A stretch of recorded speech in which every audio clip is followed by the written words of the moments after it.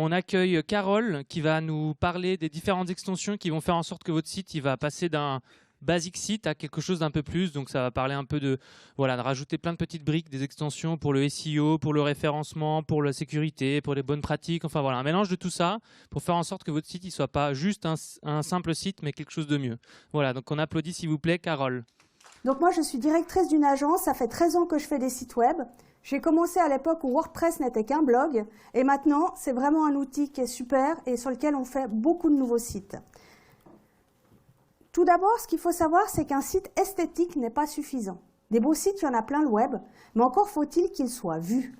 Et donc le but de cette conférence, ça va être de vous présenter les points à avoir en tête pour transformer votre site d'un beau site à un site professionnel. Tout d'abord, un site bien entretenu est un site qui dure. Plus vous faites des mises à jour, plus vous vous occupez de votre site, plus vous maîtrisez votre site. Donc je vais vous montrer les outils indispensables à une bonne sécurité. Après, évidemment, c'est ceux qu'on préfère. Il y a toujours des alternatives, mais voilà. Donc, un système de backup, nous on utilise Akiba Backup. Pourquoi? Parce que Akiba Backup, c'est un système qui vous fait non seulement un backup complet de votre site web, mais en plus, il propose de le réinstaller ou de le cloner en quelques clics. Et il s'occupe de corriger les URL dans la base de données. Donc, il fait tout.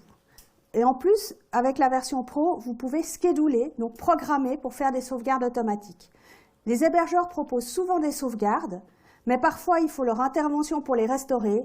Et un site qui pète un dimanche soir ou qui pète un vendredi soir, ben vous n'avez peut-être pas l'hébergeur sous la main. Et donc, à partir de là, c'est bien de pouvoir être en autonomie. Après, les mises à jour, très important. Faites vos mises à jour, gardez vos sites à jour. C'est la première chose qui va vous aider à ne pas être piraté. Alors évidemment, WordPress propose des solutions pour les mises à jour, mais vous pouvez aller plus loin et mieux avec Easy Update Manager. Vous pouvez décider de ce qui va faire qu'une extension se mette à jour ou pas. Est-ce qu'elle doit être compatible avec votre version de WordPress? Est-ce qu'on met que les mises à jour de sécurité? Est-ce qu'on la met à jour si une autre extension est mise à jour? Tout ça, c'est des points très importants qui peuvent être gérés par Easy Update Manager. Après, des emails protégés, c'est la sécurité. Sur le web, il y a des robots qui parcourent les pages et leur but, c'est de récupérer des adresses email afin de pouvoir envoyer du spam.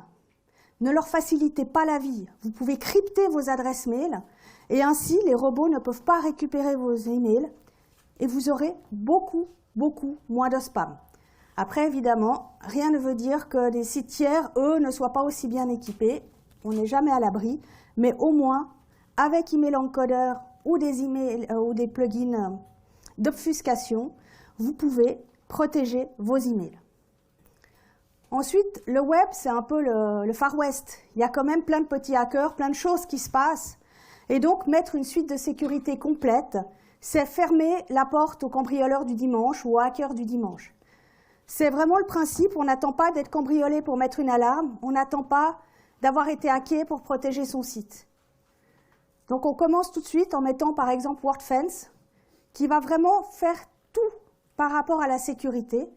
Il va éviter des intrusions en bloquant les failles de mots de passe, en bloquant les tentatives de connexion inattendues. Il va également éviter il fait firewall, il va éviter qu'il y ait des attaques, des choses comme ça. Il va contrôler le code de vos plugins par rapport au repository WordPress, vérifier qu'il n'y ait pas du code malicieux à l'intérieur.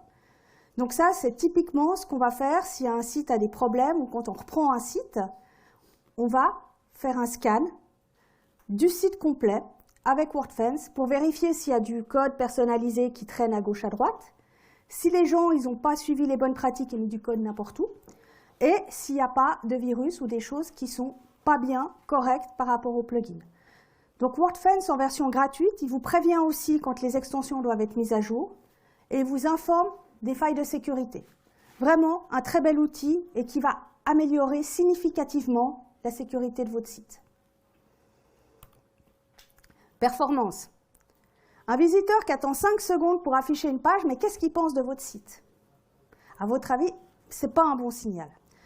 Alors évidemment, c'est pas facile d'être rapide avec des builders comme Divi ou Elementor. Mais par contre, il y a des choses que vous pouvez faire pour accélérer votre site facilement. Il y a bien des gens qui prennent une photo avec leur super réflexe 24 millions de pixels et qui les mettent direct sur le site internet. Ouch, c'est lourd, très lourd. Donc vous dimensionnez des images. Ça ne sert à rien de mettre un placard pour avoir une photo de blog.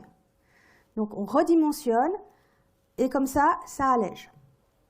Les pictogrammes, super à la mode, on en voit partout. Ça ne sert à rien de mettre une grosse image. Il y a des polices d'icônes qui permettent de faire des pictogrammes hyper légers. Je pense notamment à Phantosum ou celui qui est dans WordPress dont le nom m'échappe pour le moment. Ne surchargez pas votre site. À l'époque des GIFs, ça clignotait de partout. On avait les sites sapins de Noël. Maintenant, avec les builders, on a tendance à remettre une petite animation à gauche, un grand diaporama à droite. C'est le vide qui focus le regard sur les éléments importants de votre site. Laissez respirer. Mettez du vide. Ne surchargez pas. Et puis une chose auquel on ne pense pas forcément, c'est suivez les versions PHP. Les hébergeurs, ils travaillent pour avoir les dernières versions, ils mettent ça sur vos serveurs, et généralement, chaque nouvelle version PHP est plus efficace, est mieux, est plus aboutie que la précédente. Donc passez sur la dernière version, passez sur la 8, même sur la 8.1 si votre site est compatible, n'attendez pas. Ensuite, il y a plein de choses qu'on peut rajouter, les appels externes. On a envie de mettre une fanpage Google, une fanpage Facebook, des Google Fonts, des flux. On peut mettre plein de choses. Mais chaque fois que votre site il va chercher des infos à l'extérieur, chaque fois, ça ralentit le chargement de la page. Donc, au moins sur la page accueil, limitez. Ne mettez pas le plan, la captcha, une vidéo, 3 flux de réseaux sociaux et 10 000 fonts différents. Ça va éléphantiser votre page. Après, il y a des plugins qui peuvent vous aider à faire ce travail.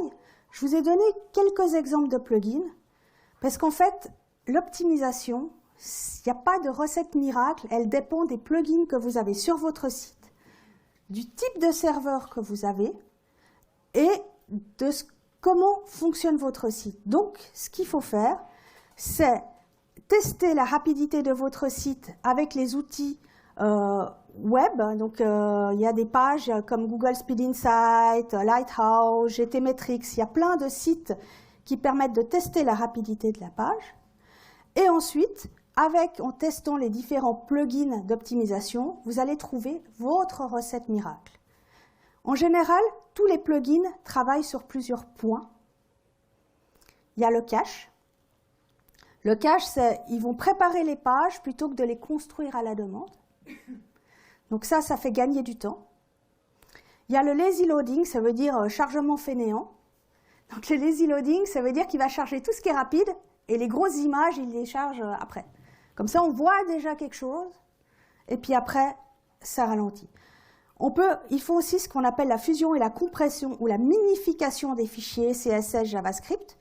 Plutôt qu'on aille chercher dans 3 fichiers, tout est en vrac dans un, sans espace, sans place perdue. Et ils rajoutent une couche d'optimisation dans les images. Ça veut dire qu'ils vont alléger pas la taille, mais cette fois la qualité pour qu'elle soit un peu plus compressée.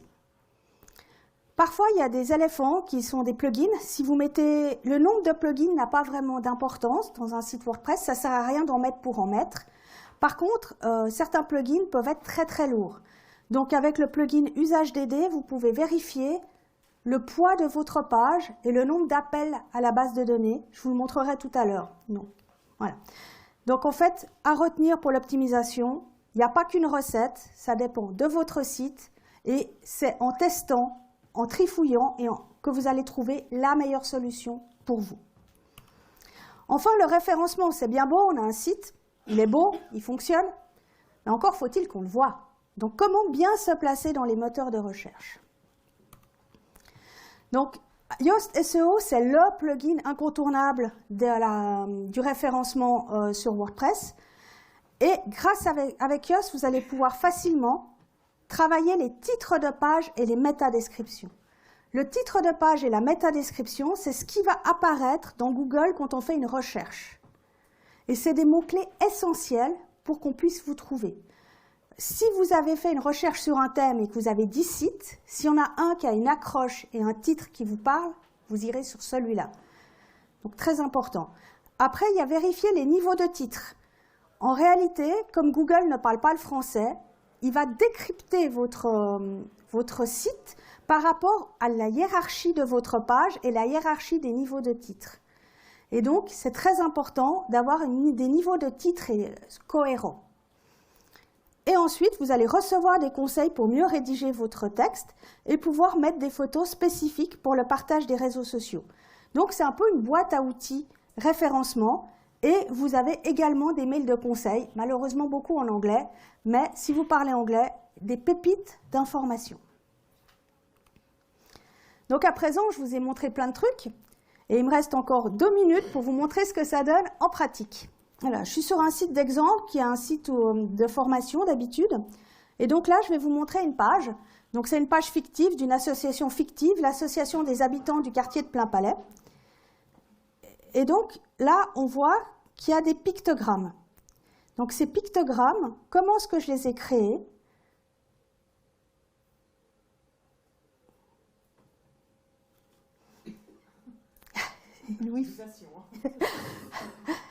Ou le Wi-Fi. Les deux sont possibles.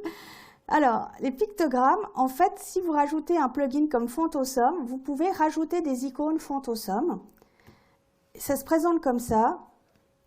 Et donc, là, vous pouvez choisir vos icônes et après, choisir la taille.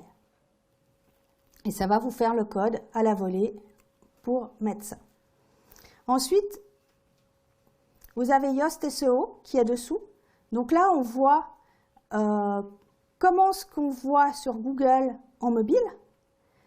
Et ce qui est sympa, c'est quand on saisit les titres, en fonction de la taille, si je mets... je tape un peu en vitesse. Vous voyez que c'est orange, c'est parce qu'il n'y a pas assez de caractères. Et donc, si je continue à taper, au bout d'un moment, ça va devenir vert. Et donc, ça veut dire que ça vous aide à trouver la bonne taille pour la métadescription, pour les titres.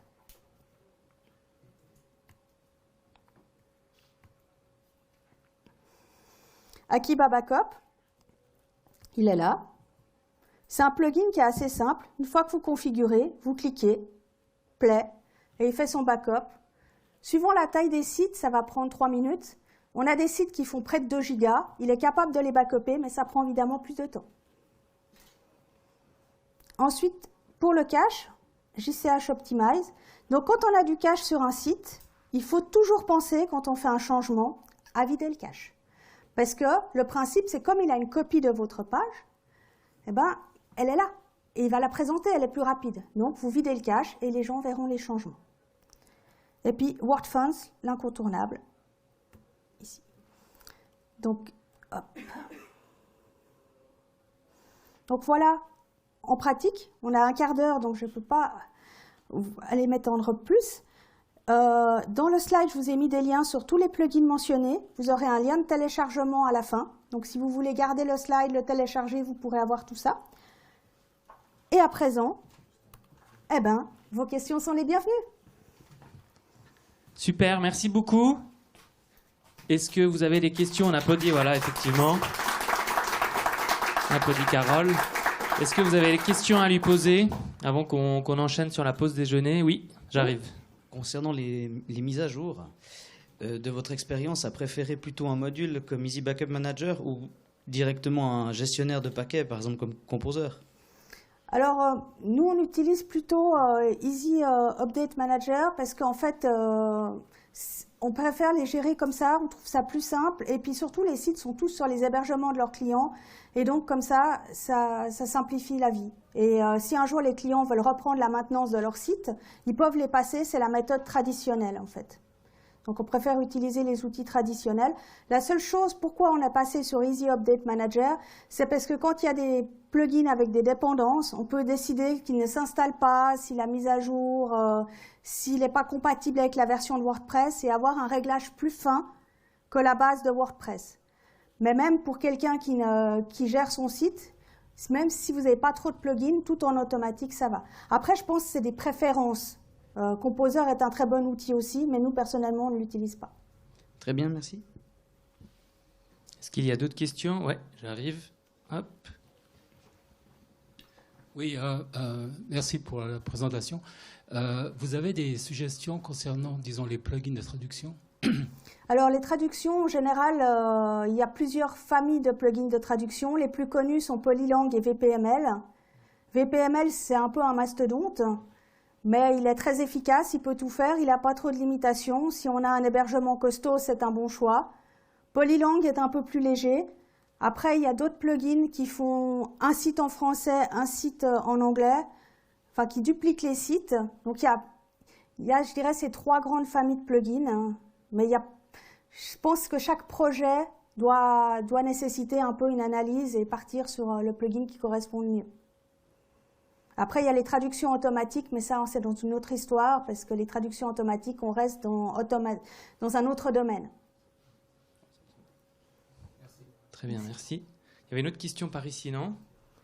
J'ai cru voir une autre main se lever. Non? Non. Ok, très bien. Alors effectivement, on ne va pas dire qu'elle a survolé le sujet, mais on s'est bien rendu compte qu'avec les questions, il y avait le multilingue. Voilà, parfois, il y a d'autres sujets, peut-être... Enfin voilà, à chaque fois qu'il y a des problématiques bien particulières, ça peut donner un sujet de conférence à part entière. Là, c'était condensé. Donc, si vous avez des questions et peut-être parler sur des sujets bien spécifiques, n'hésitez pas à aller la voir pour lui poser des questions. Sur le reste du temps du WordCamp. Donc, merci encore une fois pour la présentation.